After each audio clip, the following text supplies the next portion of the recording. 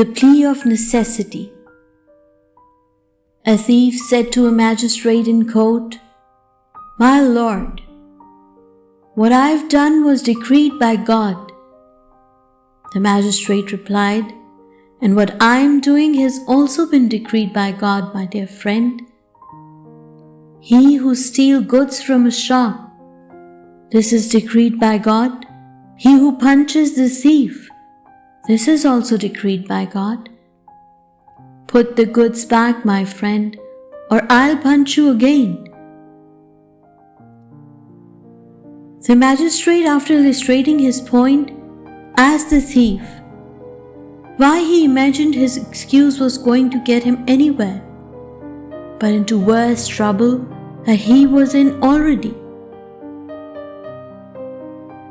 The magistrate was, after all, well known in the neighborhood for being a bit of a dragon. Giving such an excuse is going to mean everyone around here will punch and pinch you and use the same excuse that they are simply acting under involuntary compulsion. You fool! In fact, if you can give me chapter and verse of this decree of God, I'd be delighted, for there are many things I'd like to do by such a decree. I'm prevented only because I fear God and don't know His singular decrees. Everyone laughed at this. So the magistrate told the thief another story of a thief to illustrate the plea of necessity.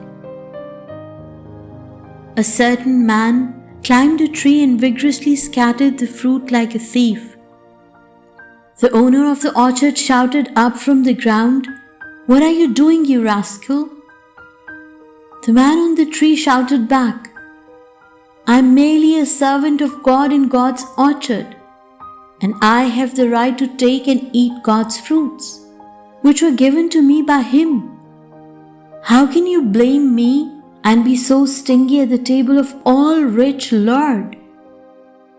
The owner grabbed the leg of the thief and dragged him down to the ground, then bound him with a rope to the tree and beat his legs with a club. The thief cried horribly, "Stop! Stop! Have some reverence for God. You're killing an innocent." The owner yelled, "With God's club I beat you. It's God's club, and the wood and shape it belongs to God. I am only the instrument of His command." Okay, cried the thief. "I agree there is free will. There is free will. Please God, there is free will. The joiner has the will of his wood, while the artist the will of his paint.